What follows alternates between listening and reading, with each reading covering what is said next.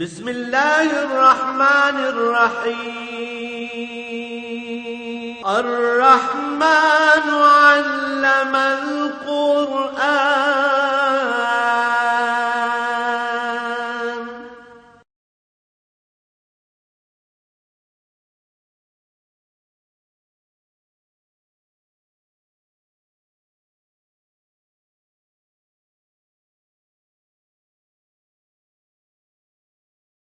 الحمد للہ رب العالمین والصلاة والسلام علی حبیبہ محمد وآلہ وصحبہ اعوذ باللہ من الشیطان الرجیم بسم اللہ الرحمن الرحیم وقال الملأ الذین کفروا من قومہ لئن اتبعتم شعیبا انکم اذا لخاسرون فأخذتهم الرجفة فأصبحوا في دارهم جاثمين الذين كذبوا شعيبا كأن لم يغنوا فيها الذين كذبوا شعيبا كانوا هم الخاسرين فتولى عنهم وقال يا قوم لقد أبلغتكم رسالات ربي ونصحت لكم فكيف عصى على قوم كافرين وما ارسلنا في قرية من نبي الا اخذنا اهلها بالباساء والضراء لعلهم يضرعون ثم بدلنا مكان السيئة الحسنة حتى عفوا وقالوا قد مس آباءنا ضراء والسراء اخذناهم بغتة وهم لا يشعرون ولو ان اهل القرى آمنوا واتقوا لفتحنا عليهم بركات من السماء والارض ولكن كذبوا فاخذناهم بما كانوا يكسبون افآمن اهل القرى ان ياتيهم باسنا بياتا وهم نائمون او امن اهل القرى ان ياتيهم باسنا ضحى وهم يلعبون افآمنوا مكر الله فلا يأمن مكر الله الا القوم الخاسرون اللهم سبحانك لا علم لنا إلا ما علمتنا إنك أنت العليم الحكيم مولاي صل وسلم دائما أبدا على حبيبك خير الخلق كلهم.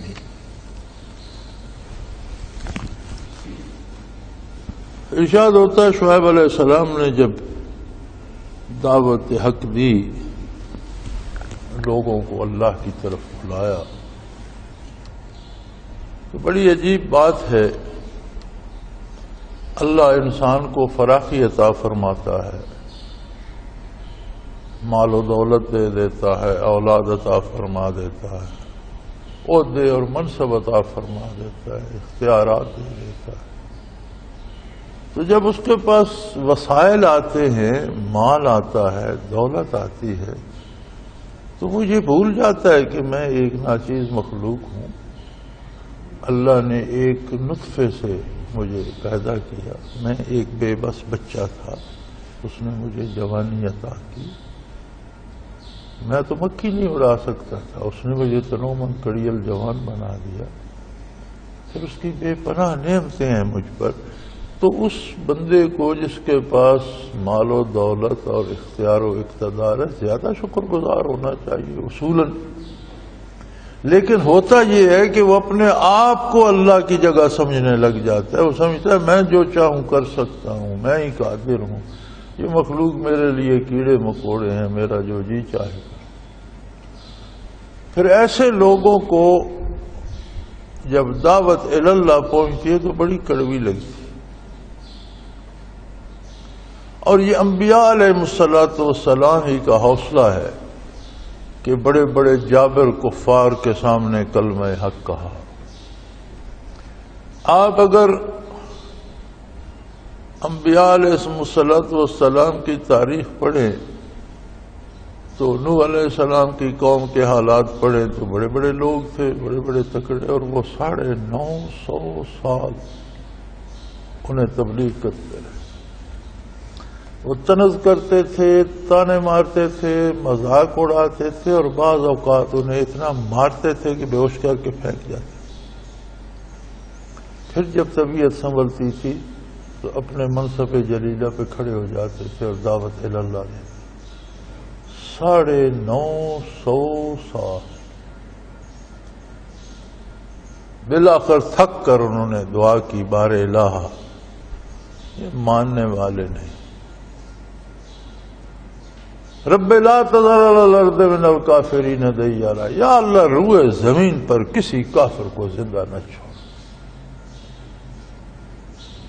فإنک ان تذرہم ولا یلدوا الا فاجرا وکفارا۔ انہوں نے عرض کی بار الہ میں 9.5 صدیاں ان کے ساتھ محنت کر کے دیکھ چکا ہوں، آپ نے اگر ان میں سے کسی کو چھوڑ دیا تو وہ نہ خود کفر کرے گا بلکہ جو اس کی نسل ہوگی وہ بھی کافر ہی ہوگی، ان میں اتنا کفر رکھ بس گیا، تباہ ہو گئے۔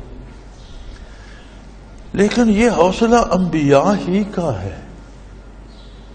ہمارا سگا بھائی ہو کسی بات پہ ایک دفعہ اس سے بات کریں، 2 دفعہ کہتے ہیں نہیں مانتا جی چھوڑو، ہمیں کیا ضرورت ہے، بھلائی کا کام ہے، جب اچھا ہے تو نہیں کرتا تو نہ کرے۔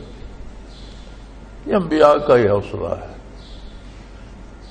یہ اللہ نے حوصلہ اپنے نبی موسیٰ علیہ السلام کو ہی دیا کہ فرعون سے جا کر کہے کہ توبہ کرو اور اللہ کو مانو۔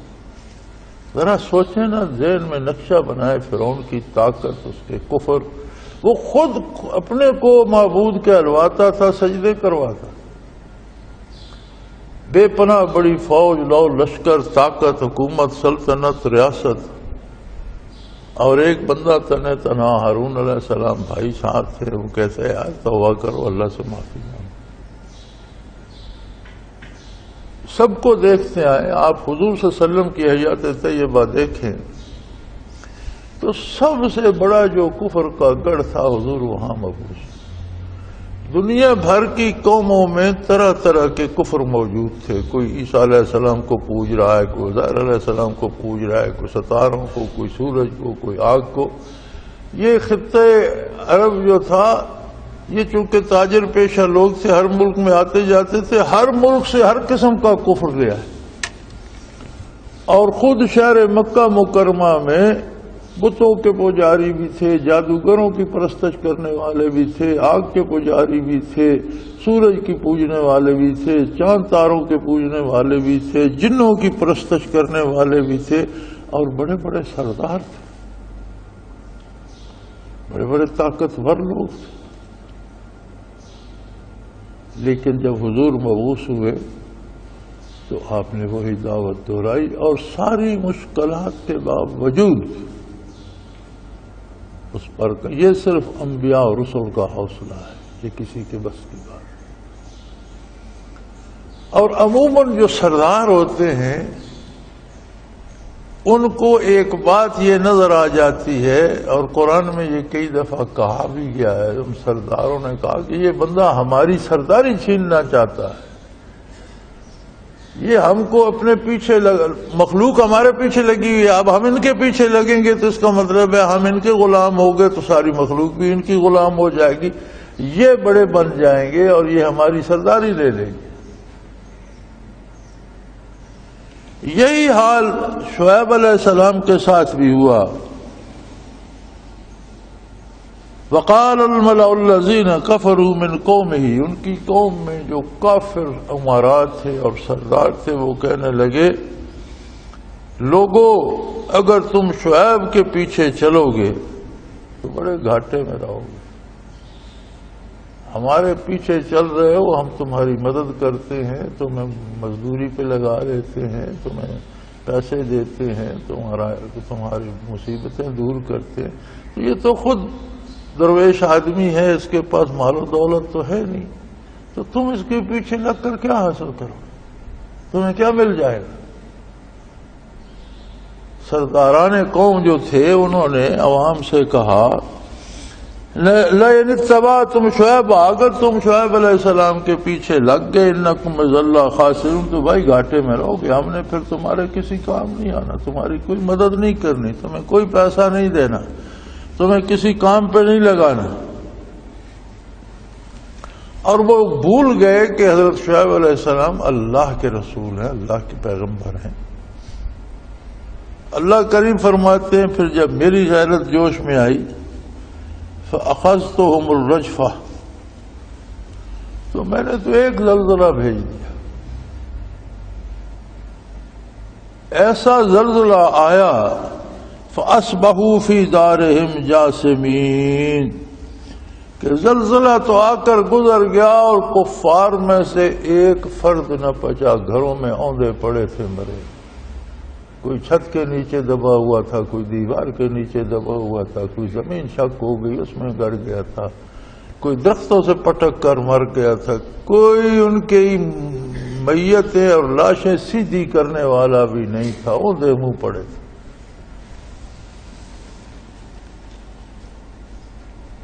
فرمایا الذین کذبوا شعیبا کأن لم یغنوا فیہا، جنہوں نے شعیب علیہ السلام کی تکذیب کی اور ان سے مقابلہ کیا اور ان کو جھوٹا بتایا، ایسا نظر آتا تھا کہ یہ کبھی یہاں تھے ہی نہیں۔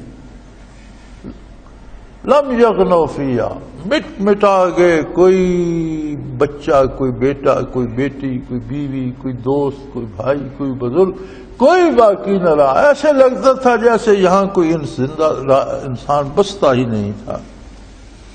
الذین کذبوا شعیبا کانوا هم الخاسرین، وہ کہتے تو دوسروں کو تھے کہ جو شعیب علیہ السلام کی بات مانے گا خسارے میں رہے گا، لیکن ہوا یہ کہ جنہوں نے شعیب علیہ السلام کا انکار کیا اصل گھاٹا انہوں نے اٹھایا، نقصان ان کا ہوا، تباہ وہ ہو گئے، اور کوئی رونے والا بھی باقی نہ بچا، نہ کوئی ان کی میتیں سیدھی کرنے والا تھا۔ فتولی عنہم، شعیب علیہ السلام سے نے رخ انور پھیر لیا، ان سے الگ ہو گئے۔ وقال یا قوم لقد ابلغتکم رسالات ربی ونصحت لکم، انہوں نے فرمایا ہے میری قوم، میں نے اللہ کا پیغام تم تک منو عن، جو اللہ نے مجھے فرمایا پوری دیانت و امانت کے ساتھ تم تک پہنچایا۔ وانصح لکم، اور تمہیں نصیحت بھی کی ہے جو میرے بس میں تھا کہ اللہ کا پیغام ہے، تم اللہ کی مخلوق ہو، اسے مانو۔ میں نے تمہاری بھلائی کے لیے پوری دیانت داری سے، پوری قوت سے، پوری محنت کی، لیکن تم نے قبول نہیں کیا۔ فَكَيْفَ عَصَىٰ عَلَىٰ قَوْمٍ كَافِرِينَ، اب جس قوم نے اللہ ہی سے کفر کیا اس پر میں کیا افسوس کروں، مجھے تو تمہارا دکھ بھی نہیں لگتا، کس بات پہ دکھ کروں، کس بات کا افسوس کروں کہ تم نے خود اپنے لیے تباہی کا راستہ چنا۔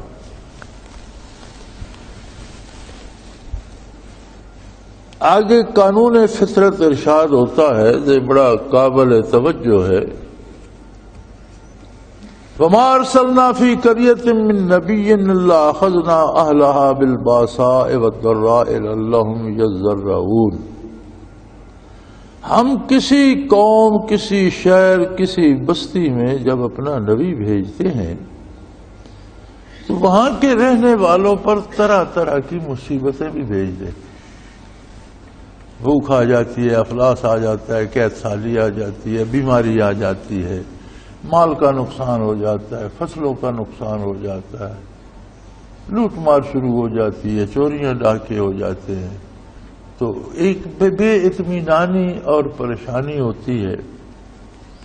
کمال ہے یا اللہ، نبی کے آنے سے تو برکات آنی چاہیے تھی، تو برکات تو ان کے پاس پہلے تھی، مال و دولت بھی تھا، اولاد بھی تھی، خوشحال بھی تھے۔ جب اللہ کا نبی مبعوث ہوا تو فرمایا میں مصیبت اس لیے بھیجتا ہوں لعلہم یضرعون، تاکہ وہ اس مصیبت سے ڈر کر میرے نبی کے پاس آئیں، میرے نبی کی بات مانیں اور میری بارگاہ میں بازیاب ہو جائیں۔ مصیبت کیا ہے اللہ کے لیے، جب چاہ بھیج دی، ہٹایا تو لمحہ بھر میں، لمحے سے پہلے ہٹ گئی۔ تو یہ میں ان کی بہتری کے لیے کرتا ہوں، یعنی انسان پہ جب تکلیف بھی آتی ہے، دکھ بھی آتا ہے، افلاس آ جاتا ہے، تو وہ بھی ایک طرح سے اللہ کی رحمت ہوتی ہے کہ اسے اپنی حیثیت کا احساس ہو جاتا ہے کہ میرے بس میں تو کچھ بھی نہیں، تو کس کے بس میں ہے اس کا علاج؟ تو اللہ کے نبی کے پاس جاتا ہے، اللہ کا نبی اسے اللہ سے ملا دیتا ہے، ساری مصیبتیں دور ہو جاتی ہیں۔ تو فرمایا یہ تو ہم مہربانی کرتے ہیں کہ جس بستی میں بھی نبی بھیجا ان پر کچھ مصیبتیں بھی بھیج دی، کہ ان کے دل نرم ہوں، ان میں کچھ خوف الہی پیدا ہو اور یہ میری بارگاہ میں آئیں، میرے نبی کے پاس آئیں۔ لیکن جب لوگ ان مصیبتوں کو بھی جھیل جاتے ہیں اور نبی کی بارگاہ میں نہیں آتے تو فرمایا ہمارا انداز پھر یہ ہے، انداز فطرت یہ ہے، قانون قدرت یہ ہے، ہماری بارگاہ کا انداز اور طریقہ یہ ہے، ثم بدلنا ما كان السيئة الحسنہ، ہم ان کی تکلیفیں خود رفع کر دیتے ہیں اور اس کی جگہ انہیں مالا مال کر دیتے ہیں، دولت دے دیتے ہیں، حکومت دے دیتے ہیں، اقتدار دے دیتے ہیں، اولاد دے دیتے ہیں۔ یہ مال اور اولاد جو اللہ ناراض ہو کر دیتے ہیں، یہ بہت بڑی سزا ہے کہ چند روز تو اس کے پاس دولت بھی رہی، اقتدار بھی رہا، مال بھی رہا، اولاد بھی رہی، بالآخر اسے مرنا ہے، قبر میں جانا ہے، سب کچھ چھوڑ کے آگے جواب دینا ہے۔ فرمایا جب ان کے پاس مال آتا ہے، یہ انسانی جو ہے نا نفسیات وہ زیر بحث ہے۔ کہ انسانی نفسیات یہ ہے کہ جب وہ دکھ میں بھی اللہ کو یاد نہیں کرتا تو اللہ اس پر آسانیاں بھیج دیتے ہیں، آسانیوں میں آ کر وہ اور بگڑ جاتا ہے اور بپھر جاتا ہے اور کہتا کیا ہے، وقالوا قد مس آباءنا ضراء وسراء، پہلے ہمارے باپ دادوں پر بھی دکھ تکلیفیں بھی آئیں، آسانیاں بھی ہیں۔ ایک زمانے کا رویہ ہے، ایک جو ہے یہ روزمرہ کی بات ہے، تکلیف آتی ہے چلی جاتی ہے، دولت آتی ہے چلی جاتی ہے، یہ چلتا رہتا ہے، یہ ایسی کوئی بات نہیں۔ پھر وہ کہتے ہیں کہ ہمارے باپ دادا پر بھی تو تکلیفیں آئی تھیں، پھر ان پر آسانیاں بھی آئی تھیں۔ یعنی قدرت باری کی طرف سے بالکل بے فکر ہو جاتے ہیں کہ کوئی نہیں یار، یہ کچھ نہیں ہوتا، اس میں ایسی توبہ کی کوئی پریشانی نہیں، اور کون نبی کے پیچھے بھاگے، اور کون نمازیں پڑھتا رہے اور سجدے کرتا رہے، اور کون بار بار وضو کرتا رہے اور کپڑے پاک رکھے، ان مصیبتوں میں پڑنے کی ضرورت نہیں ہے۔ اور پیسہ پیسہ ہوتا ہے یار، اس میں حلال حرام کیا، جہاں سے ملتا ہے لے لو، یہ خواہ مخواہ کی پابندیاں ہیں، دولت دولت ہے، اقتدار اقتدار ہے، جس طریقے سے ملتا ہے اس میں اخلاقیات اور اس میں سیاسیات اور یہ سارے فضول ڈھکوسلے ہیں۔ بھائی جہاں سے جو چیز ملتی ہے لے لو، موج کرو۔ رہ گئے دکھ سکھ تو یہ پہلوں پر بھی آتے تھے، ہم پہ بھی آ گئے۔ جب اس میں وہ بالکل بے فکر ہو جاتے ہیں، فرمایا اخذناہم بغتۃ وہم لا یشعرون، اچانک اللہ کی گرفت آ جاتی ہے، پھر انہیں پتہ ہی نہیں چلتا کہ کدھر سے ہم پکڑے گئے، تباہ و برباد ہو جاتے۔ یہاں مفسرین کرام نے ایک سوال اٹھایا ہے کہ اللہ بدکاروں کو بھی آسانیاں دے دیتا ہے اور نیکوں کے بارے بھی کہتا ہے وَلَوْ أَنَّ أَهْلَ الْقُرَىٰ آمَنُوا وَاتَّقَوْا لَفَتَحْنَا عَلَيْهِمْ بَرَكَاتٍ مِّنَ السَّمَاءِ وَالْأَرْضِ وَلَٰكِنْ كَذَّبُوا فَأَخَذْنَاهُمْ بِمَا كَانُوا يَكْسِبُونَ۔ اب نیکوں کے بارے ارشاد فرما رہے کہ اگر یہ بستی والے، اگر یہ اس شہر کے لوگ جہاں میرا نبی آیا، اگر وہ لوگ جو میرے نبی کے مخاطب تھے ایمان لے آتے اور نیکی کا رستہ اپناتے، واتقوا، تقوی اختیار کرتے، لفتحنا علیہم برکات من السماء والارض، تو ہم ان پر آسمان سے بھی اپنی رحمت کے دروازے کھول دیتے، برکات کے دروازے کھول دیتے، اور زمین سے بھی۔ ولیکن کذبوا، لیکن انہوں نے تو بدبخت تھے، انہوں نے تو انکار کیا، نبی کی بات مانی نہیں۔ فاخذناہم بما كانوا یکسبون، سو جو ان کے اعمال تھے ان کی گرفت ان پر آ گئی اور اللہ کی گرفت میں آگے پکڑے گئے۔ اب سوال یہ پیدا ہوتا ہے کہ بدکاروں کو بھی نعمتیں دے دی، دولت دے دی، حکومت دے دی، نیکوں کو بھی اللہ فرماتا ہے میں اپنی برکتیں دے دیتا ہوں، تو یہ کیا پتہ چلے کہ اگر مجھ پر آسانی ہے یا تکلیف ہے تو یہ عذاب ہے یا عنایت ہے؟ تو علماء حق فرماتے ہیں کہ اس کا بڑا آسان سا طریقہ ہے اسے جاننے کا. تکلیف آئے یا آسانی، اگر وہ اللہ کا جذبہ شکر لائے اور اللہ کے قریب کرے تو یہ نہ ہے. دولت ملے، اولاد ہو، اقتدار ہو، عزت ہو، آبرو ہو، اور بندہ اس پہ شکر ادا کرتا ہو اور اللہ کے نبی کا اتباع کرتا ہو اور رسول اللہ صلی اللہ علیہ وسلم کی غلامی کا حق ادا کرتا ہو، تو یہ مال و دولت اللہ کا انعام ہے. اگر افلاس ہے، بھوک ہے، تنگی ہے، تو بھی اللہ کا انعام. لیکن اگر وہ مال و دولت پا کر ناشکرا ہو جاتا ہے، یا بیماری یا تکلیف یا مصیبت پا کر کفر بکنے لگتا ہے، ناشکری کرتا ہے، تو یہ عذاب الہی. یعنی اس کی پہچان بڑی آسان ہے کہ اگر آسانیاں ملتی ہیں اور بندہ شکر گزار ہو جاتا ہے، نیکی کرتا ہے، تو یہ اللہ کا انعام.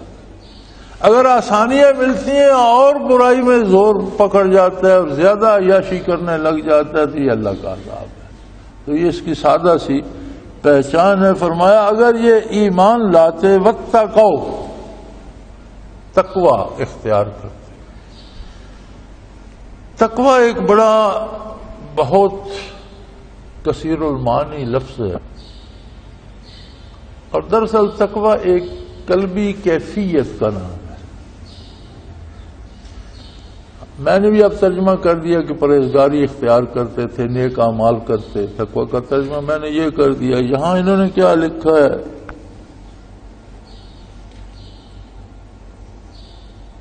اگر ایمان لے آتے اور پرہیز کرتے. میں نے پرہیزگاری کا، انہوں نے پرہیز کہہ دیا، کسی اور نے اس کے نیچے ڈر لکھ دیا ہوگا. تو یہ تقوی ایک ایسی کیفیت ہے، اس میں یہ ساری چیزیں ہوتی ہیں، یہ سارے معنی صحیح ہیں.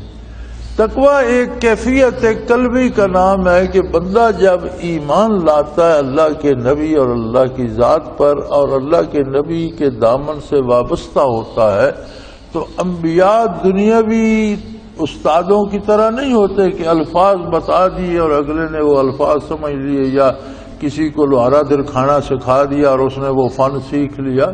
نہیں، نبی جو بات کرتا ہے اس میں انوارات ہوتے ہیں، تجلیات باری ہوتی ہیں اور کیفیات ہوتی ہیں.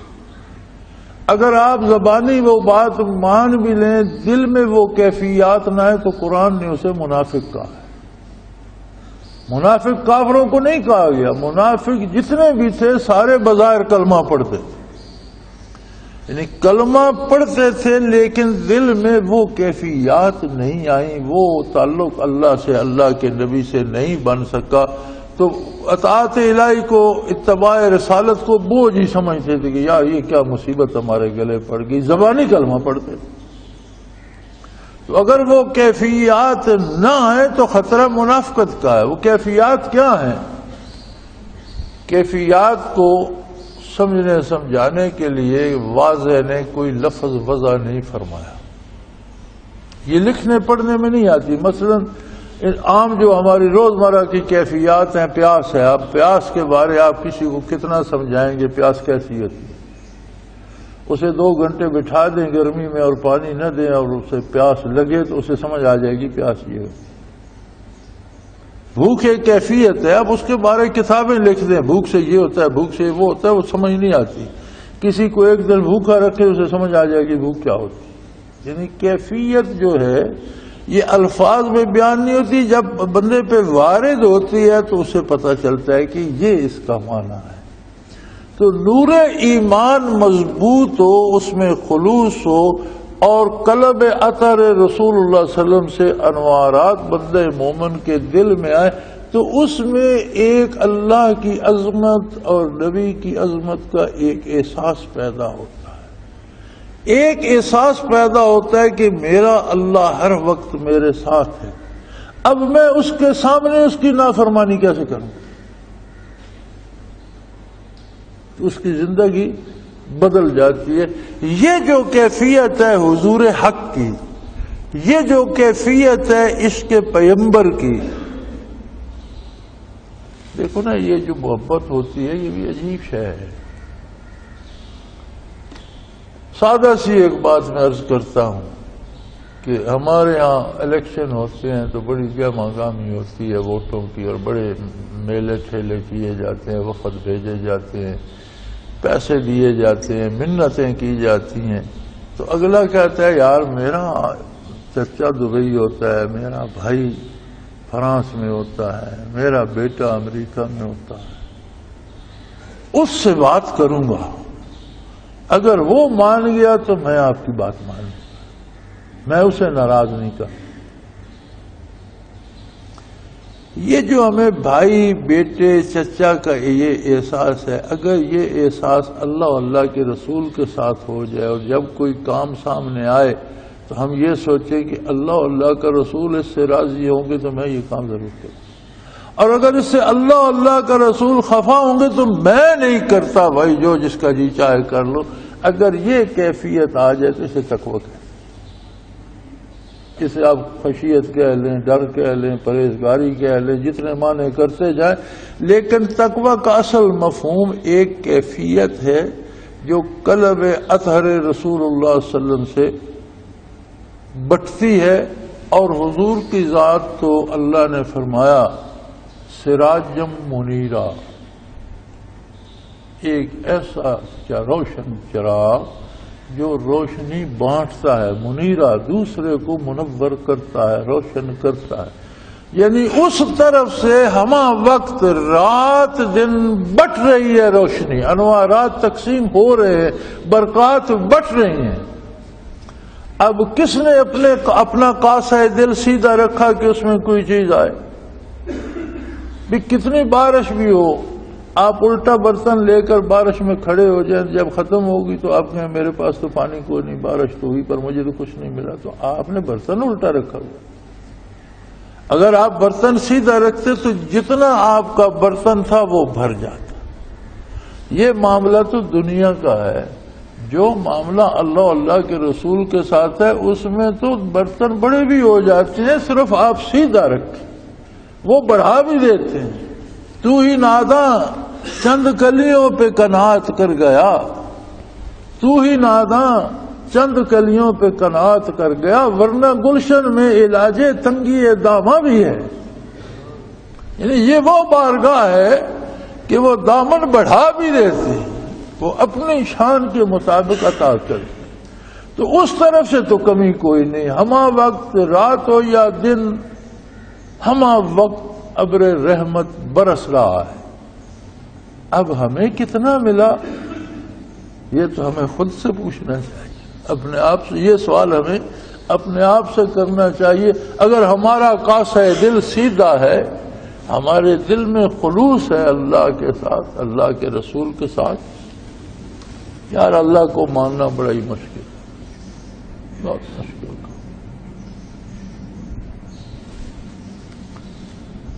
انسان سارے کام بڑی آسانی سے کر لیتا، لیکن اللہ کو جیسا وہ ہے اور جیسا نبی کریم صلی اللہ علیہ وسلم منوانا چاہتے ہیں اور منواتے ہیں، ویسا ماننا بڑے تھوڑے لوگ.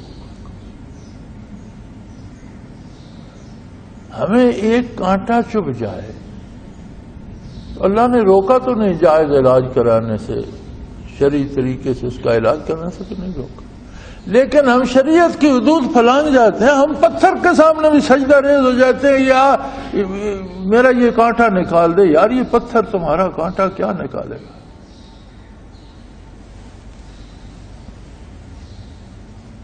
نہیں، ہم نے کبھی اللہ پہ اعتماد کیا نہیں. وہ جتنا اس پتھر پہ گئے ہو، اتنا بیٹھ کر اللہ سے آرزو کو، یا اللہ میں کمزور ہوں، ہو سکتا ہے اس میں تیری کوئی رحمت کوئی انداز ہو، لیکن یا اللہ میں مشکل برداشت نہیں کر سکتا، مجھے آسانی دے. اور اس پہ جم جاؤ، پھر اس پہ قائم رہو.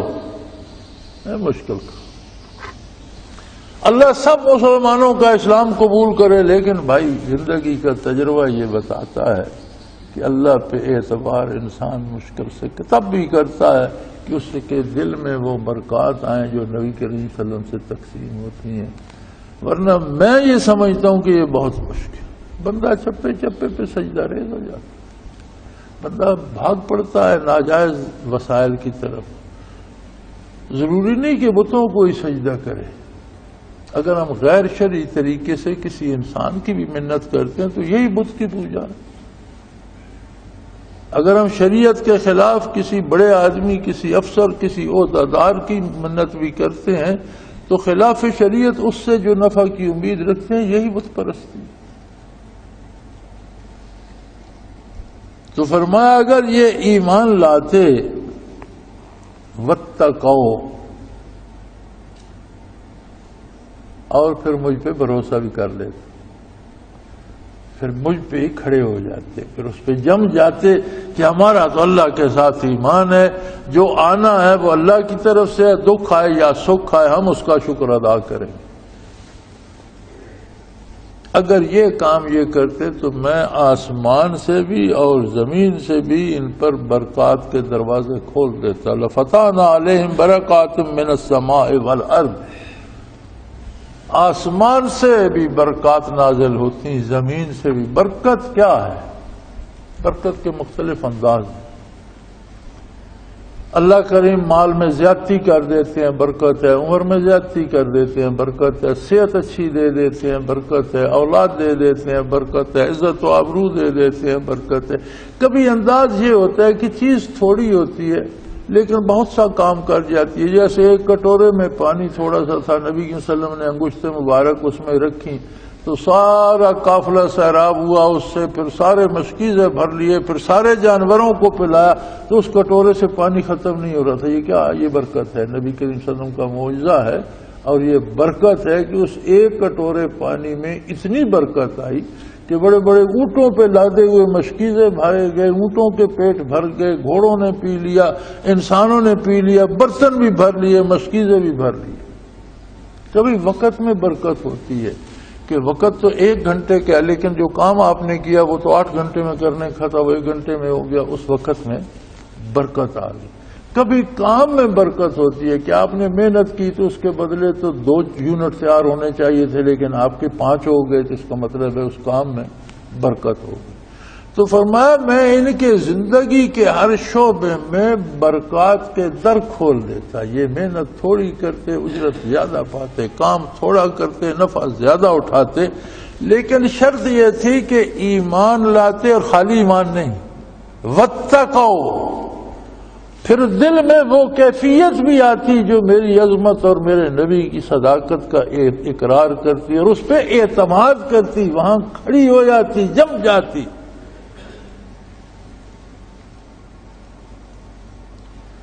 جناب کے ساتھ ایک قبیلہ آباد ہے، بڑے بڑے زمیندار ہیں، تکڑے جاگیردار ہیں بڑے، انہیں کامیں کہتے ہیں. یہ جناب کی وادی میں پنجابی میں وہ ہمارے ہاں مایا ہوتا ہے تو وہ ڈھولا گاتے ہیں. 4 مصروں کا ایک بند ہوتا ہے، ان کی ایک خاص گانے کا انداز ہے تو اسے ڈھولا کہتے ہیں. فصلیں تیار تھیں، گندم کی فصل تھی، تیار تھی، پکی ہوئی گندم تھی. اللہ کی شان، بادل آیا، اس میں سے اولے برسے اور اس نے تباہ کر کے رکھ دیا. اب ہر بندہ بڑا مغموم تھا. پکی پکائی فصل تھی، کٹائی کچھ کی ہو رہی تھی، کچھ ہونے والی تھی. وہ ایسی اولے پڑے کہ اس نے ہر شے تباہ. تو ان کا نوکر تھا ایک، وہ جو کامیں تھے ان کا، تو اس نے وہ ڈھولا گایا. کسی زمیندار نے اسے کہا کہ شرم کرو، ہم سب تباہ ہو گئے ہیں، اور یہ ڈھولے تو خوشی کے موقع پہ گائے جاتے ہیں، تم ڈھولے گا. اس نے کہا بھائی اولے تو پڑے ہیں مجھے بھی پتہ ہے لیکن کاموں کے توے پہ نہیں پڑے. یعنی میری روٹی تو کاموں کے گھر سے آتی ہے، ان کے توے پہ تو اولے نہیں پڑے. اگر اتنا بھروسہ ایک نوکر اپنے مالک پہ کر سکتا ہے کہ پورے ملک کے تباہ ہو گیا لیکن میرے مالک کا گھر تو آباد ہے اور اس کے تو مکان گزشتہ سال کی گندم سے بھرے ہوئے ہیں، مجھے اس میں گھبرانے کی کیا ضرورت ہے، میں تو ڈھولے پڑوں گا. تو پھر بندے میں ایمان ہو اور اس پر اللہ پر اس کا اتنا بھروسہ نہ رہے تو کیا یہ تقویٰ ہے. تو اگر یہ ایمان لاتے اور تقویٰ اختیار کرتے تو میں آسمانوں سے بھی زمین سے بھی ان پر برکات کے دروازے کھول دیتا. ولیکن کذبوا، لیکن تو ایسے بدبخت ہیں، انہوں نے میری نبی کا انکار ہی کر دیا، تکذیب ہی کر دی، کہا جو کوئی یہ کہتا ہے جھوٹ ہے، کمال ہے، حد ہو گئی. فَأَخَذْنَاهُمْ بِمَا كَانُوا يَكْسِبُونَ، پھر قدرت کا قانون ہے، جو عمل کرتے وہ سامنے آ جاتے ہیں. وہ پکڑے گئے اور ہم نے پکڑ لیے، تباہ ہو گئے. أَفَأَمِنَ أَهْلُ الْقُرْآنِ يَأْتِيَهُمْ بَأْسُنَا بَيَاتًا وَهُمْ نَائِمُونَ. فرمایا ان کو کیا ہو گیا لوگوں کو، یہ تب مانیں گے کہ کبھی یہ رات کو سوئے ہوں اور عذاب الہی آئے اور انہیں تباہ کر کے رکھ دے. یہ اس بات کا انتظار کر رہے ہیں کہ یہ پڑے ہوں اور ایک زلزلہ آئے تباہ کر دے، آسمان سے کوئی مصیبت اترے تباہ کر دے، کوئی بیماری پڑے اور انہیں مار دے، زمین شک ہو جائے اور اس میں دس جائیں. او آمن اہل القرآن یاتیہم باسنا وہم یلعبون، یا تب مانیں گے کہ دن کو یہ اپنے کھیل کود میں، کام کاج میں، دنیاوی مذاق میں لگے ہوں. انہیں تب ہوش آئے جب تباہی آ جائے اور ان میں سے کوئی باقی نہ بچے. کب مانیں گے یہ آخر؟ ہمارا آج کا جو مسئلہ ہے، تو پتہ نہیں آج بھی کوئی ہو رہا ہے اجلاس وجلاس اسمبلی کا اور فوجیوں کا اور پتہ نہیں کس کس کا، غور فرمانے کے لیے دہشت گردی پر. ایک بات قرآن کریم نے بھی بتائی ہے، کاش ہماری اسمبلی کے حضرات کو اور با اقتدار لوگوں کو یہ بھی نظر آ جاتی. یہ ایسے بادشاہ ہیں کہ وفاقی وزراء کو، دو کو تو میں نے سنا ہے دونوں نے کل شریف پڑھا اور دونوں نے غلط پڑھا. جب کل شریف تک یاد نہیں تو اور قرآن کہاں سے دیکھا.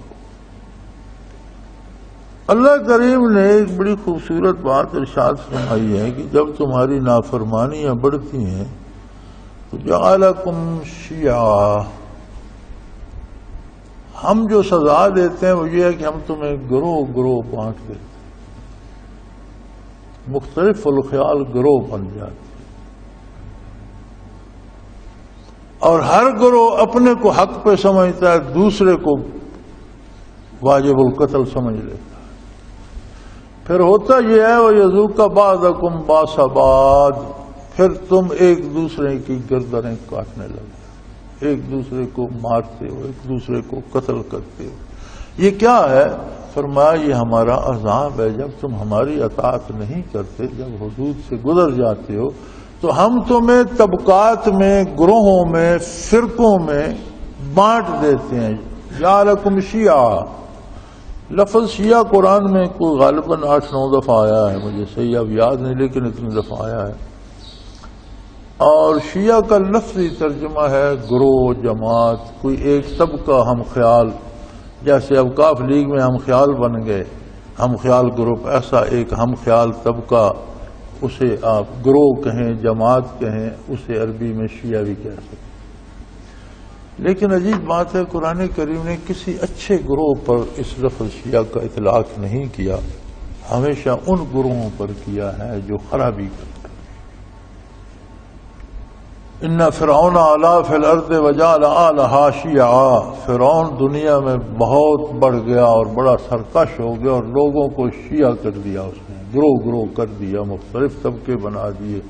کوئی مالک بن گیا طبقہ، کسی کو غلام بنا دیا، وہ مالک اسے قتل بھی کر دیں تو پوچھنے والا کوئی نہیں، وہ اف بھی کریں تو پکڑے جائیں. یعنی لوگوں کو گروہوں میں بانٹ دیا.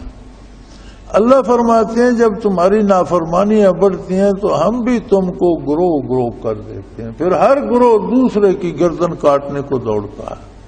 اب جو مار رہا ہے وہ بھی مسلمان، جو مر رہا ہے وہ بھی مر. اور قوم کا عالم یہ ہے کہ صبح جو پہلی خبر سنی وہ یہ تھی کہ وہ 4 سدہ میں جی انہوں فرنٹیئر کانسٹیبلری کا ہے، وہاں دھماکے ہوئے، اور وہ جو چھٹی جا رہے تھے وہاں کے ٹرینی، وہ بیچارے پہلے 65 کہہ رہے تھے، اب میرا خیال ہے 12 بجے کے بعد جب میں 1 بجے کے قریب اندر گیا تو ٹی وی آن کیا تو کہہ رہے تھے 85 لوگ تو مر گئے ہیں اور کوئی اتنے یا اس سے زیادہ زخمی.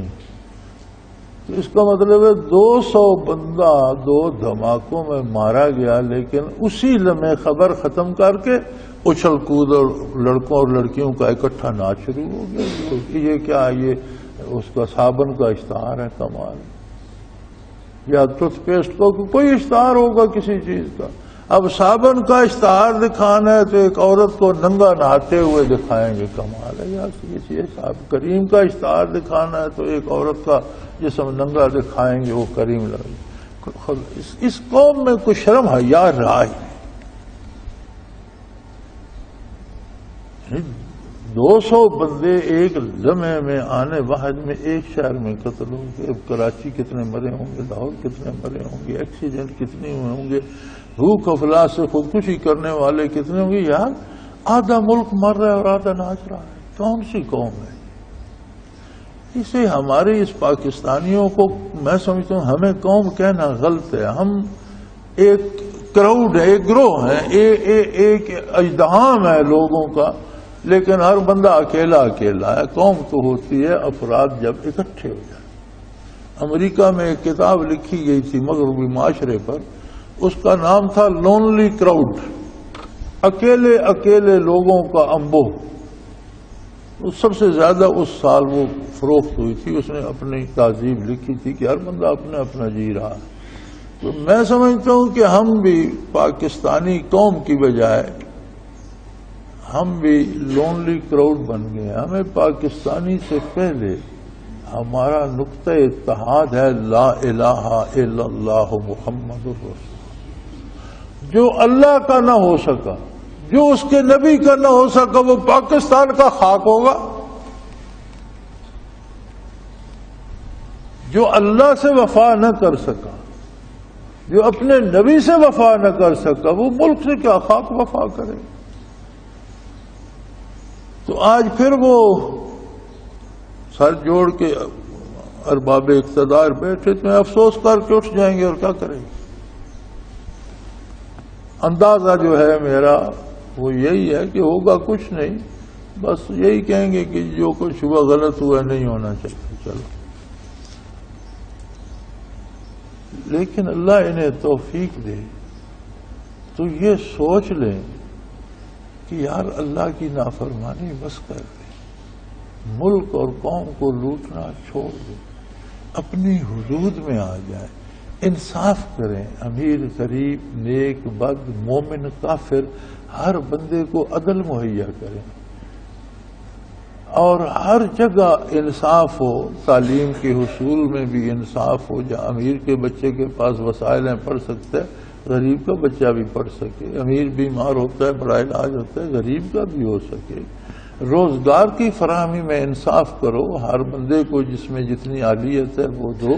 اللہ سے توبہ کرو. تو یار یہ سارے حالات آج بھی بدل سکتے ہیں، لیکن ان اللہ لا یغیر ما بقوم حتی یغیروا ما بانفسہم. اللہ اس قوم کی حالت نہیں بدلتا جو قوم اپنے آپ کو نہیں بدلتی. اس بندے کا حال تبدیل نہیں کرتا جو بندہ اپنے آپ کو تبدیل نہیں کرتا. ایک بندہ دھوپ میں جا کر کھڑا ہو جاتا ہے، کہتا ہے یہاں سے نہیں ہلوں گا، اللہ مجھ پر سایہ کیوں نہیں کرتا. اللہ کو کیا ضرورت ہے؟ اس نے تجھے سایہ بھی دیا ہے، درخت بھی ہے، مکان بھی ہے، تو جا کے سایہ میں کھڑا ہو جا. اگر وہ خود دھوپ سے نکل کر سائے میں چلا جائے تو اللہ اسے سائے کی ٹھنڈک بھی عطا کر دیتا ہے. یعنی اپنے آپ کو بدلنا پڑتا ہے، تب حالات بدلتے ہیں. تو فرمایا یہ تب مانیں گے کہ جب یہ خواب میں خراٹے لے رہا ہوں ان پر عذاب آ جائے. یہ تب مانیں گے کہ دنیا کے کاموں میں مصروف ہوں اور لاب و لاب میں لگے ہوں اور ان پر عذاب آ جائے. افآمنوا مکر اللہ. کیا یہ اللہ کے طریقے، اللہ کی سنت، اللہ کے انداز، اللہ کی تجویز کردہ قانون، یہ سب انہوں نے فراموش کر دی. یہ کیوں بھول رہے ہیں؟ وہ پانی پیتے ہو پیاس بجھتی ہے، نہیں پیتے پیاس بڑھتی ہے۔ کھانا کھاتے ہو بھوک مٹتی ہے، نہیں کھاتے تو بھوک بڑھتی ہے۔ تو یہ قانون کیوں بھول جاتے ہو کہ برائی کرو گے تو مصیبت آئے گی، توبہ کرو گے تو ٹل جائے گی؟ یہ کیوں بھول جائے؟ افامنوا مکر اللہ، نے کسی نے کہا ہے کہ اللہ تمہارا کچھ نہیں بگاڑ سکتا، جو جی چاہے کرتے رہو؟ ان کے پاس کوئی امن کا سرٹیفکیٹ ہے؟ کسی نے انہیں سند دی ہے؟ فلا یامن مکر اللہ الا القوم الخاسرون، اور اللہ کی تجویزوں سے صرف وہی لوگ اپنے آپ کو محفوظ سمجھتے ہیں جو خسارہ پانے والے ہوں، جو نقصان اٹھانے والے۔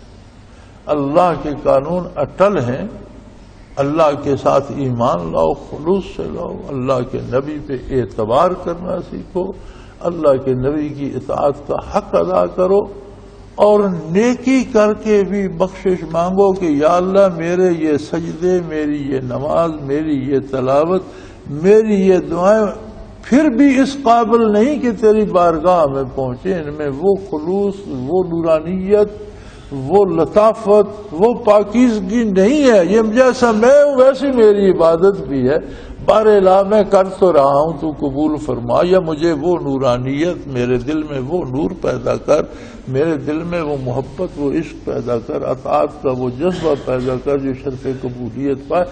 نیکی کر کے بخشش مانگنی چاہیے، تم برائی کر کے اکڑتے بھی ہو، کمال ہے یار، تم نے سمجھ لیا کہ تمہارا کوئی کچھ بگاڑ ہی نہیں سکتا۔ اگر یہ ہے تو پھر بھگتو، اور یہ اس طرح کا عذاب تو ہم پر مسلط ہے، اللہ معاف کرے۔ اور میری دعا ہے کہ ہمارے بڑوں کو اللہ یہ شعور دے، خود بھی توبہ کریں اور قوم کو بھی توبہ کی دعوت دی۔ ایک علاج یہ بھی کر کے دیکھ لو یار، آخر اللہ اور اللہ کے رسول نے جو فرمایا وہ بھی تو ایک علاج ہے، یہ بھی کر کے دیکھ لو۔ وآخر دعوانا ان الحمدللہ رب العالمین۔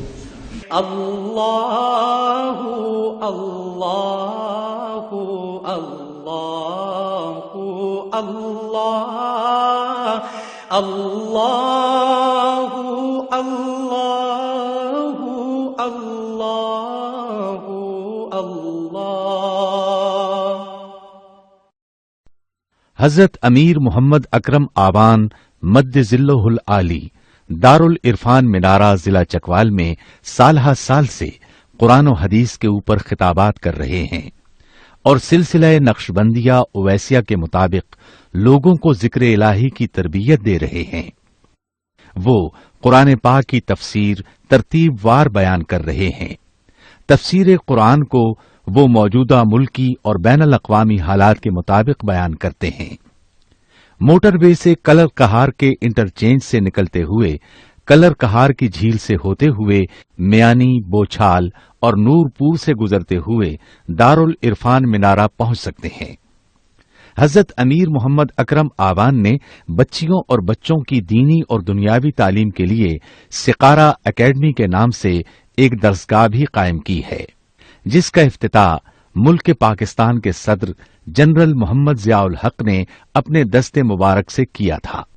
وہ تمام احباب جو اسلام کی طلب رکھتے ہیں ان سے گزارش ہے کہ دارالعرفان منارہ ضلع چکوال میں امیر محمد اکرم آبان صاحب کے خطابات سے مستفید ہوں۔ وہ ہر جمعے کو نماز سے پہلے بیان فرماتے ہیں۔